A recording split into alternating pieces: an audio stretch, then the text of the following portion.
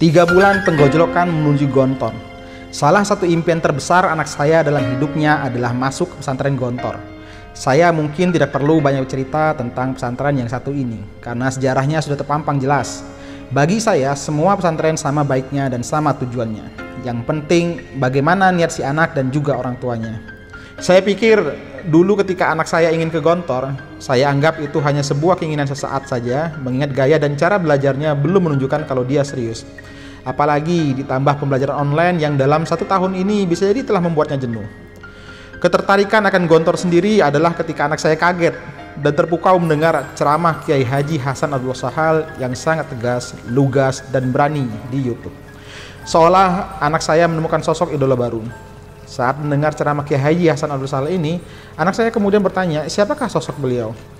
Kemudian saya jelaskanlah siapa beliau, termasuk bagaimana nasab keluarga beliau dan keluarga besar Gontor, sambil saya mengatakan, insya Allah kalau mau tahu siapa leluhur keluarga Gontor, lihat aja buku yang Abi tulis. Namun demikian dasar memang anak-anak, keinginan untuk masuk Gontor kemudian sempat hilang. Dunia HP yang di dalamnya banyak terdapat aplikasi yang disukai anak muda, terutama game, memang telah banyak membuat orang tua resah karena dalam banyak hal ternyata sering berperan besar dalam mengubah karakter seorang anak. Makanya saya suka jengkel kalau anak saya sudah nempel berjam-jam dengan HP. Tidak jarang saya dan anak harus ngotot-ngototan dalam soal benda yang satu ini. Kadang argumen dia ada benarnya, kadang juga ada aja alasannya buat ngeles.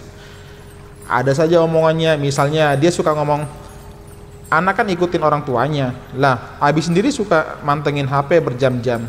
Kalau sudah begini, kena deh saya. Tanpa terasa, waktu terus berjalan hingga tiba di bulan Januari 2021. Saat itu di banyak pesantren di beberapa kota di Jawa sudah membuka pendaftaran. Dan yang cukup mencengangkan, banyak pesantren yang sudah menutup pendaftarannya karena kuotanya sudah penuh.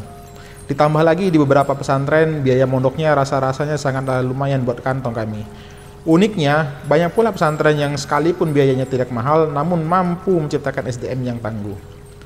Memasuki pertengahan bulan Januari 2021, saya mendengar ada info pendaftaran dari satu pesantren di Jawa Barat. Karena anaknya juga minat dan antusias, maka saya pun mendaftarkan dengan rasa optimis yang tinggi akan diterima. Dengan persiapan yang ala kadarnya, anak saya pun ikut tes. Keyakinan akan lulus sangat tinggi dari saya, dan juga anak saya mengingat syarat tes yang diajukan menurut saya tidak berat-berat amat.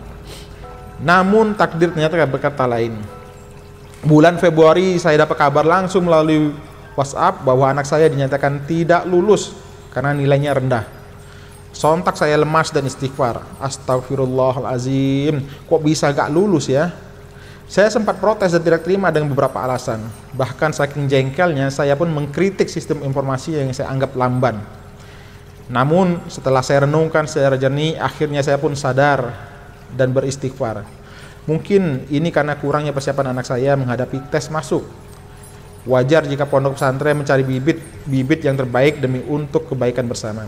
Saya pun ikhlas, justru melalui gagalnya anak saya di tes awal ini merupakan hikmah terbesar. Sempat marah besar hingga membuat anak saya menangis ketakutan. Namun akhirnya saya ajak dia untuk membuat komitmen serius jika memang berniat masuk pesantren. Ketika saya tanyakan, apa kamu masih punya keinginan masuk ke Gontor? Ternyata jawabannya masih, dan raut wajahnya berubah gembira. Wajah yang tadinya ketakutan karena diliputi rasa bersalahnya dan juga karena saya marahi berubah menjadi sangat optimis. Maka dengan sisa waktu yang tersisa cuma 3 bulan efektif mendekati masa-masa injury time, saya pun bersama istri melibatkan bimbel khusus untuk masuk Gontor. Saya pilih bimbel Primago School yang memang sudah berpengalaman dalam meluluskan santri-santrinya ke Gontor.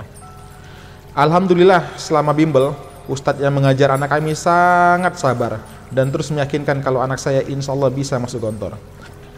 Para ustadz di Primago juga terus-menerus memotivasi anak kami untuk semangat mengejar ketertinggalan materi-materi ujian masuk Gontor. Kesabaran ustadz pembimbing anak kami dan juga ustadz-ustadz Primago sangat saya puji. Mereka benar-benar sangat perhatian dan terus memantau perkembangan anak-anak asuhnya juga anak kami. Mereka perlakukan anak-anak asuhnya seperti anak sendiri. Walaupun demikian, karena pertemuan bimbel itu terbatas waktunya dan kami pun merasa harus ada target, apalagi buat kami pilihan ke tempat lain belum ada alternatif. Selain itu, banyak yang sudah menutup pendaftaran dan justru Gontorlah salah satu di antara pondok yang baru akhir-akhir tahun pembelajaran membuka pendaftaran. Maka dengan melihat kenyataan ini, saya dan istri akhirnya turun langsung untuk mendidik anak kami ala pendidikan saat kami di kegiatan pecinta alam. Biar bagaimanapun, kami berprinsip pendidikan awal terbaik harus berasal dari rumah. Saya pun dalam mendidik mengambil ala Wanadri yang dalam pendidikannya penuh dengan kedisiplinan yang ketat. Kebetulan saya bergabung dengan organisasi ini yang memang dikenal sangat kuat karakter mentalnya. Dengan batas waktu hanya 3 bulan dan kemampuan akademis yang mungkin tidak sama dengan mereka yang sudah menyiapkan anaknya 1 tahun sebelumnya membuat saya harus kerja keras membentuk anak saya. Tidak jarang saya harus gebrak meja pas dia ngantuk. Tidak jarang pula saya peringatkan dengan keras agar tidak lemah dan cengeng. Intinya, mungkin kalau dulu di kegiatan Mapala saya ini mungkin dianggap palati kejam. Belajar pun sampai larut malam dengan materi-materi yang serba ketat seperti imla, bahasa Arab, dasar hafalan-hafalan doa dan hafalan juz amma, praktek ibadah, matematika, bahasa Indonesia, belum lagi materi-materi lain yang terpenting bagaimana menciptakan anak saya menjadi berkarakter dan tangguh dalam menghadapi medan yang sesungguhnya. Untuk Al-Quran saya paksa dia khatam di bawah pengawasan saya langsung serta istri. Terkadang sering timbul kasihan. Soal khatam Al-Quran, saya sebelumnya sangat shock ketika mendengar dia belum khatam. Bagi saya ini musibah besar. Jelas ini kesalahan saya karena dalam usia 11 tahun sekalipun bacaannya tidak jelek amat, tapi karena belum khatam ini musibah buat saya, apalagi saya justru dikenal sebagai guru, tapi kok bisa anaknya sendiri belum khatam. Padahal di sekolahnya sendiri yang namanya membaca Al-Quran itu rutin, mengingat sekolah anak saya adalah SDIT. Tentu aneh, anak orang lain bisa kita didik, kenapa anak sendiri tidak? Sebuah tantangan bagi saya dan istri, dan alhamdulillah 1 bulan lebih sedikit berkat pengawasan ketat khatamlah anak saya. Selama dia belajar tajwid, dalam prakteknya benar-benar saya gempur habis lidahnya untuk mengucapkan huruf dan juga seluk-beluk lainnya. Sampai kadang saya dibilang lebay oleh kakaknya yang merupakan hafizah. Selain itu, saya sering membuat kesel campur ketawa anak dengan intonasi suara mengajar. Maklum, saya mengajar memakai cara enjitnya yang bersuara lantang dan keras. Dan di Betawi memang begitulah orang tua dulu kalau ngaji anaknya, dan hasilnya sampai sekarang sangatlah terasa. Penggojlokan sempat diprotes kakaknya karena dianggap seperti tentara. Namun kalau tidak dibuat keras, saya khawatir anak saya ini terlena, apalagi HP di tangannya tidak pernah lepas. Ingin rasanya saya banting itu HP, namun lagi-lagi saya hanya bisa beristighfar. Sekalipun saya keras, tapi saya tidak pernah sampai memukul apalagi mencaci maki. Tapi saya pakai cara-cara para pelatih saya dulu di Wanadri, di mana ketika siswa bersalah maka siswa menghukum diri sendiri dengan kesadarannya. Dan alhamdulillah setelah 3 bulan penggojlokan saya melihat hasilnya cukup baik.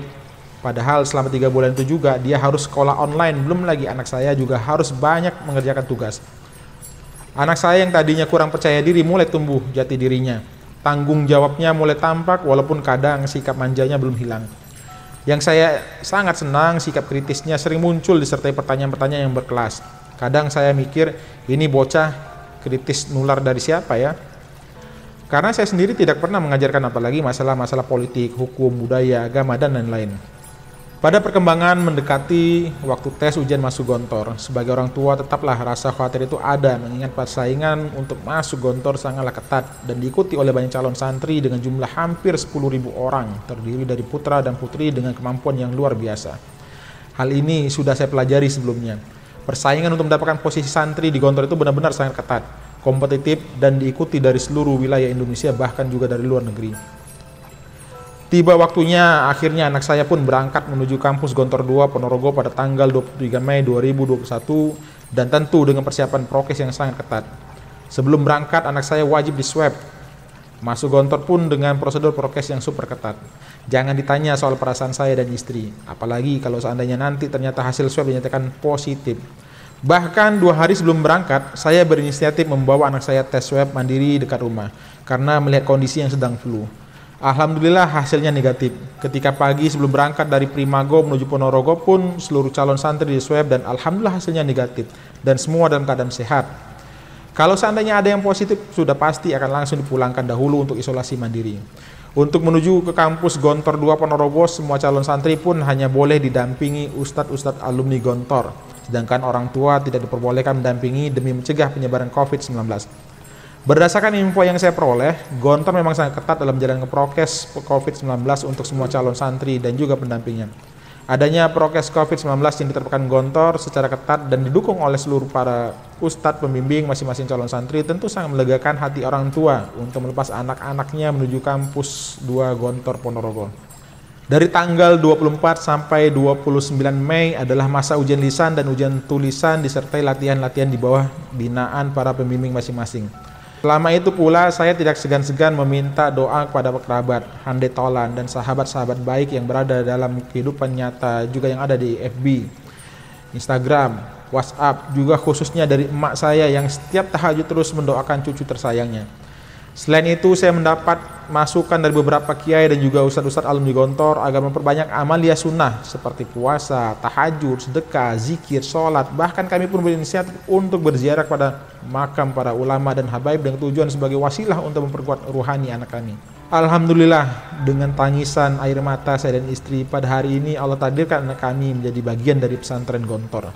Semoga langkah anak kami dalam menimba ilmu di Gontor selalu istiqomah. Amin Allahumma amin. Ditulis oleh Bapak Iwan Mahmud Al-Fattah, ayanda dari Umar.